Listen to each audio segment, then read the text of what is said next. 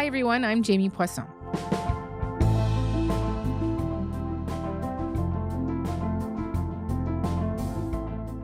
Over 75 years ago, the Universal Declaration of Human Rights was established, a document signed by the newly formed United Nations after the atrocities of the Second World War to create a roadmap that establishes that every single person, regardless of who they are or where they're from, has inalienable, inherent rights that the world must protect.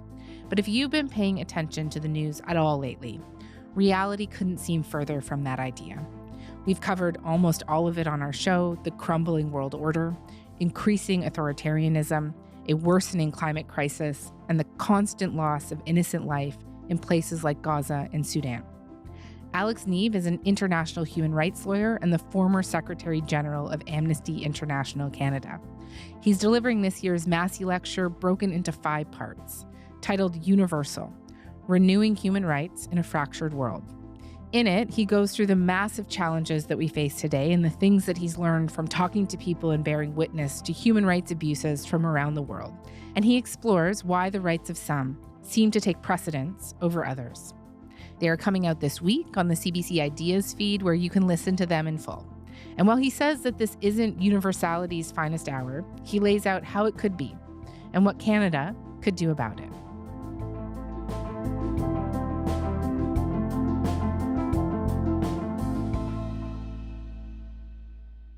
Alex, hi. Thank you so much for coming on to Front Burner. It's great to be with you, Jamie. It's really, really good to have you. So even though your lecture series is full of hope, you definitely don't mince words about the challenging times that we are in. I've heard people say that we are entering a time of might over right, meaning those with the strength to seize power and resources will simply do so. And just how would you define the main forces behind why things are the way that they are right now?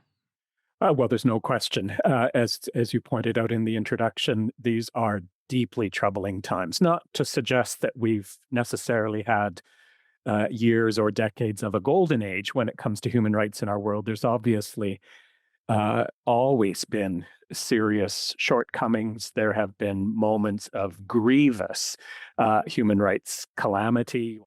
But there's no question that these last 5+ years feel like on so many fronts, we've just been moving in exactly the wrong direction. That huge crises we face, like the climate crises, aren't being tackled in the meaningful way they should be as a human rights crisis.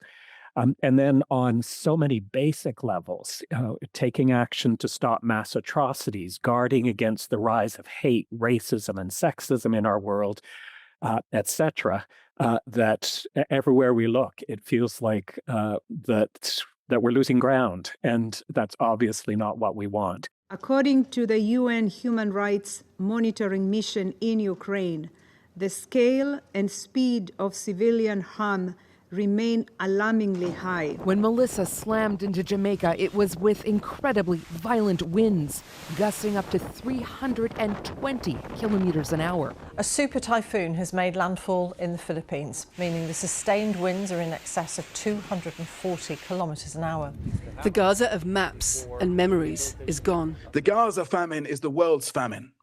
It is a famine that asks, but what did you do? Millions of people in Sudan are grappling with starvation after a nearly 2-year brutal civil war. Now, the UN Human Rights Council has unanimously approved a formal investigation into last month's massacre in the Sudanese city of El Fasher, following the city's takeover by the paramilitary Rapid Support Forces.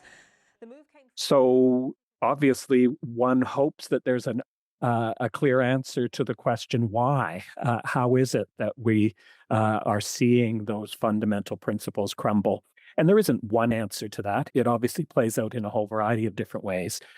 But certainly, there's, I think, a sense of indifference and powerlessness that has taken hold, and that the forces that are against us, whether they are geopolitical forces, whether they are economic forces, have the upper hand. Their strategies have obviously taken precedence.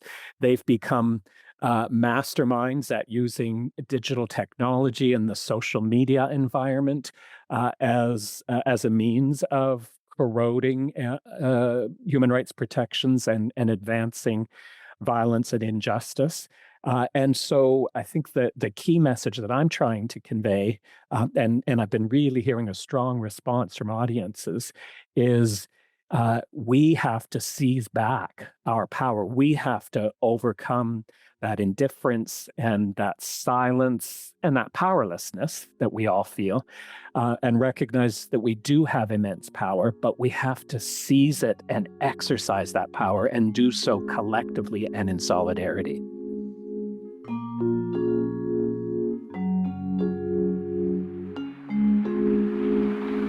We stand today at the threshold of a great event, both in the life of the United Nations and in the life of mankind. This Universal Declaration of Human Rights may well become the international Magna Carta of all men everywhere. We hope its proclamation by the... When the Universal Declaration of Human Rights was written, it was right after the Second World War, another time of violence and upheaval. But in the 6 years following, we then see the establishment of also the UN, the idea of international justice, the Geneva Genocide Conventions, and the Refugee Convention. And what parallels and differences do you see between that moment and today? I think looking back at those remarkable years immediately after World War II, the carnage of the Second World War, which had been beyond anything the world had ever seen, the horrors of understanding what the Holocaust had been all about, again, something unprecedented. And it could have been a moment in history, therefore, when, as people, as governments picked up the pieces, that we moved in exactly the opposite direction of where things did move, that borders were erected higher than ever, that governments became very inward-looking, more defensive, more offensive in how they were treating each other. But instead, governments recognized that this was time for a sense of global community to be forged. And so the United Nations gets established, and then this incredible lawmaking exercise defining and outlawing genocide, establishing the Universal Declaration of Human Rights, this grand promise to people everywhere that all human beings are equal when it comes to human rights protection. And then all of these specific treaties dealing with the laws of war and refugee protection, all in just 6 years. This Universal Declaration of Human Rights as a common standard of achievement for all peoples and all nations, to the end that every individual and every organ of society, keeping this declaration constantly in mind, shall strive by teaching and education to promote respect for these rights and freedoms, and by progressive measures... Now, obviously, that's not exactly the same environment we are in now, but there's a lot of things that are very similar in the sense of the feeling of us facing immense global threats, of there being pervasive violence and division and suspicion and fear that crosses society and crosses the world, that we're really grappling with sort of understanding our propensity for cruelty and atrocities. So let's remind ourselves that, when we previously were faced with those challenges, we knew that the answer had to be in doubling down and committing ourselves to our common humanity, to embracing the extent to which we all know that life is sacred and we yearn for fairness and freedom. And we did so by crafting and embarking on the universal human rights journey. We lost our way over the decades that followed. Some may say we never really got underway on that journey. But this is the time to renew that and commit to it like never before. You talk about geopolitics as one of the things that most often undermines inherent and inalienable rights. When I think about these conflicts from Gaza to Sudan to Ukraine, they have political and economic superpowers or backers attached to them, right? Whether it's America's support of Israel, the United Arab Emirates funding of the RSF in Sudan, or Russia and its allies in China and North Korea. And how do you think these institutions are doing when it comes to applying real pressure on the powers behind the wars that are killing thousands and displacing millions of people around the world right now? I think it's easy and very tempting to blame the UN, blame the Security Council, blame the UN as a whole, blame specific bodies and agencies within the UN as having failed to ensure that the action that's needed to stop genocide in Gaza, to end Russia's blatantly unlawful invasion of Ukraine, to do something about this horrific civil war that no one's paying attention to in the Sudan. We blame the UN. But of course, the UN is only as good or as bad as the decisions, the policies, the input of the states who show up at the UN. And clearly, top of the list, the big problem we have is that the Security Council, arguably the most significant body within the UN, the only one that has binding powers to make legally enforceable decisions, is hamstrung by the blatantly politicized double standard vetoes that are exercised particularly by the United States, Russia, and China. So we do have a huge challenge there. Does that mean we just shrug our shoulders and say, well, there's nothing we can do, let's walk away? It will always be imperfect, and the UN, because of the decisions being made by, for instance, states that exercise its vetoes, will always fall short? Well, we can't afford to do that. And one of the things I stress in the final of the 5 lectures this year, where I'm kind of starting to sketch out an agenda for Canada going forward, is I would like to see Canada get much more seriously engaged on the question of UN reform and particularly Security Council reform. Yes, it's a very high mountain to climb, and we're not going to solve that in a month or two or even a year or two. But there's too much at stake for us just to sit back and say, well, it's imperfect. It's woefully imperfect when it comes to Gaza, Ukraine, and Sudan, but so be it. That's not okay.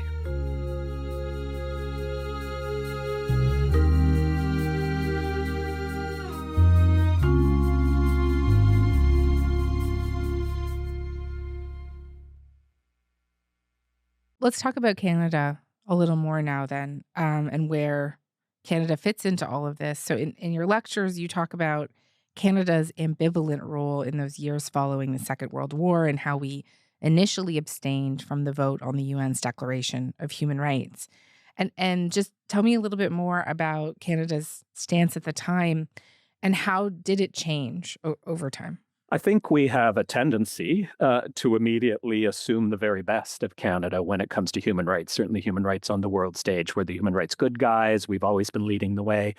And so I think it is instructive to go back to those years at the very beginning when the international human rights system was coming together. And we don't have a proud beginning. With respect to the Genocide Convention, we were one of the states that worked, for instance, to have language about cultural genocide removed from the treaty. Succeeded in doing so. Those words don't appear in the treaty. Obviously, Canada was feeling vulnerable about our treatment of Indigenous peoples. With respect to the Universal Declaration of Human Rights, which notably a Canadian law professor was part of the drafting committee, but not doing so on behalf of the government, in the very first vote that came up, as you've noted in the question, and this isn't the final vote. We did get our act together by the time the final vote came around, but we didn't vote yes. We abstained. We didn't vote no, but we abstained. And there were a number of reasons for doing so. Part was Canada felt that federalism was a complicating factor here, and the Universal Declaration dealt with issues that were both the federal government's responsibility and the provincial and territorial governments, and thus maybe we shouldn't really support it. It's too complicated. But then when you look more closely at some of the parliamentary records at the time and ministerial correspondence, it went much deeper than that. Canada was concerned, for instance, that the terms of the Universal Declaration might mean that status Indians would have to be given the right to vote. that the Universal Declaration would have limited our ability to intern Japanese Canadians during the Second World War, that the provisions dealing with education, for instance, might oblige the government to have to fund higher education for those who couldn't afford it.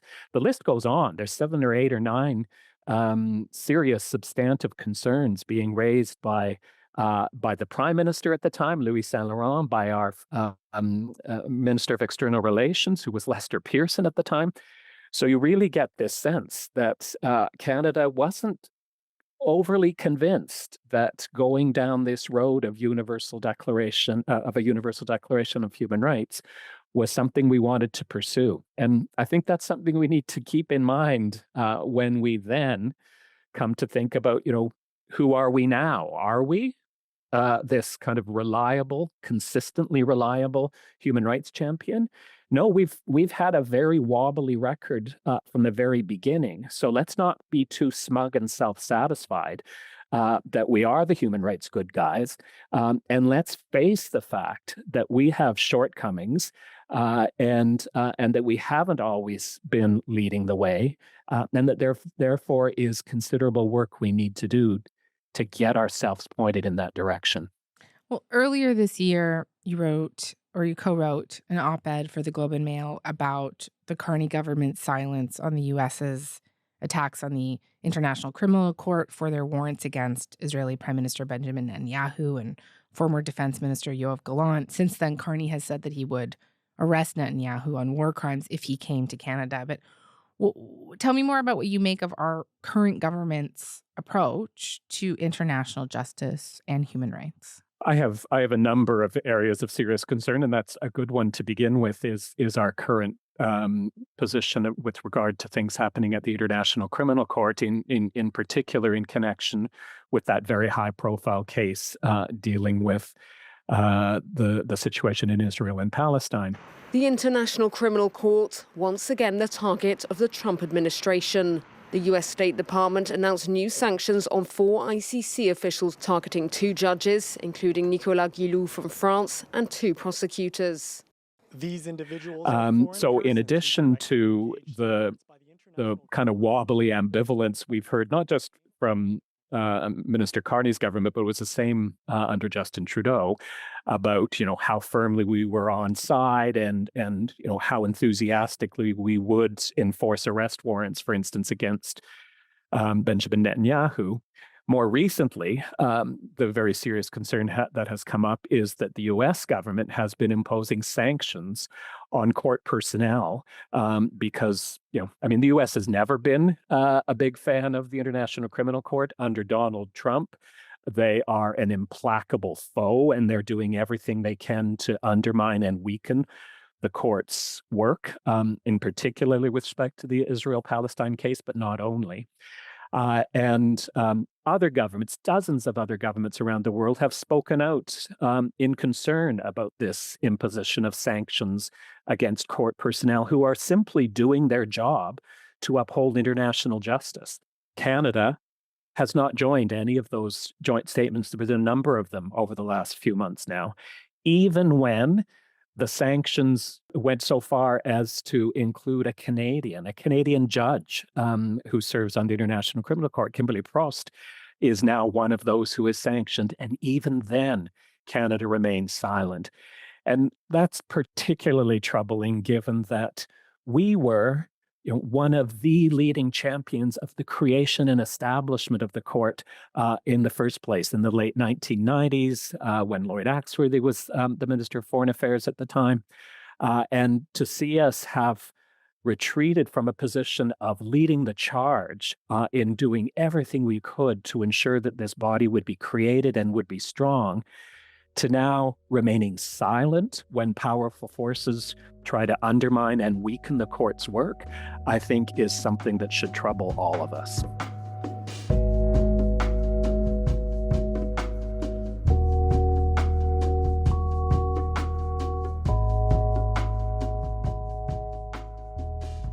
Do you have some understanding or maybe even any time for the argument that we're in a bit of a tricky relationship with the White House right now that could be impacting our government's willingness to speak up or take a more active role in what's happening around the world?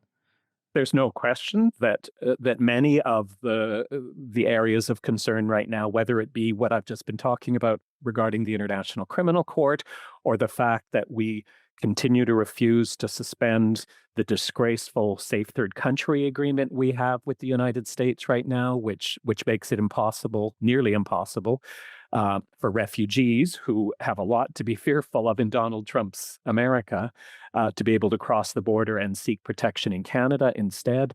And there are other examples, but these ways in which we are refraining from taking principled stands about international human rights issues arising in the context of our relationship with the United States. Obviously, the top explanation for that is these difficult times. We've got a lot of concerns about what's happening on the economic front, the trade front, etc. Does that mean that we should give up on human rights? I would say exactly the opposite. And here we go once again. Things are tense and difficult because of the contentious relationship with the United States. So what's the first thing we give up on? Human rights. We'll just kind of relegate those to the back seat right now and worry about them at some later time. That's never been the recipe for success, ever. And it's time to learn that lesson. Yes, there may be some difficult moments if we started to stand up a little bit more to Donald Trump around some of these human rights issues, but we would find common cause with other countries. We would find that there would be perhaps benefits that we don't even imagine that would start to flow from that.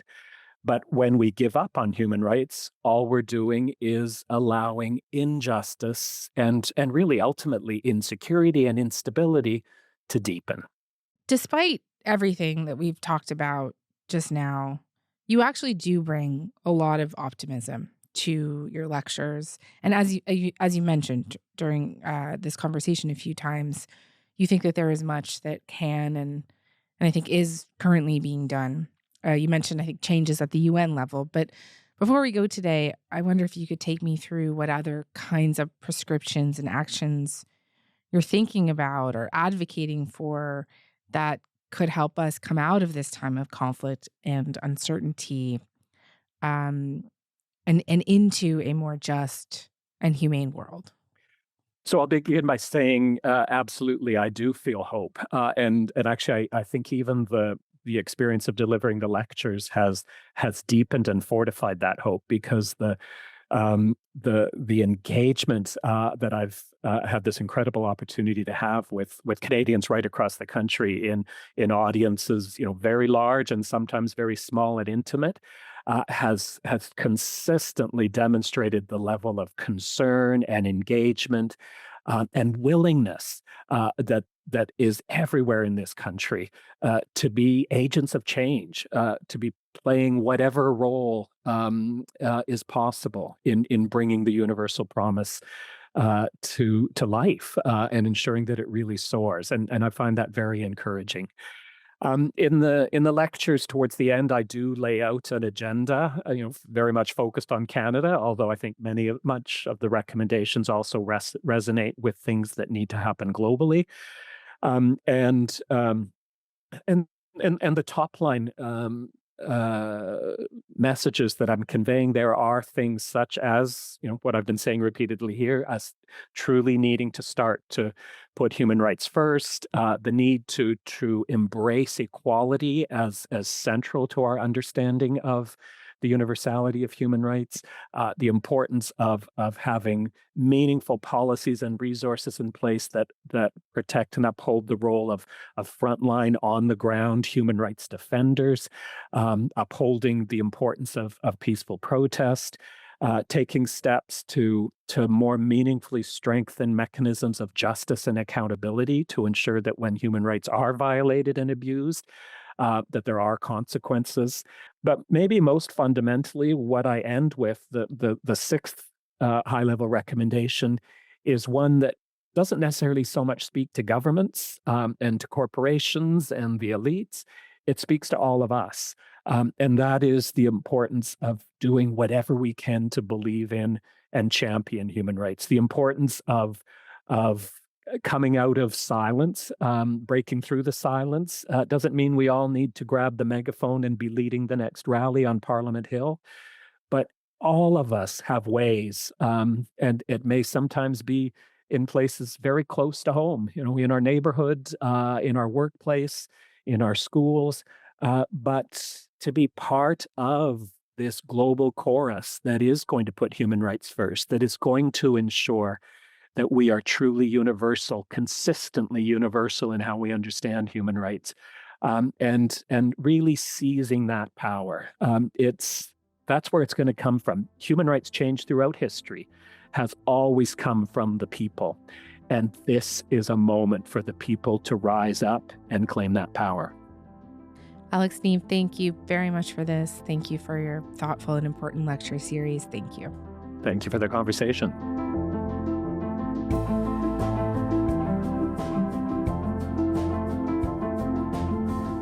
All right, that's all for today. I'm Jamie Poisson. Thanks so much for listening. Talk to you tomorrow.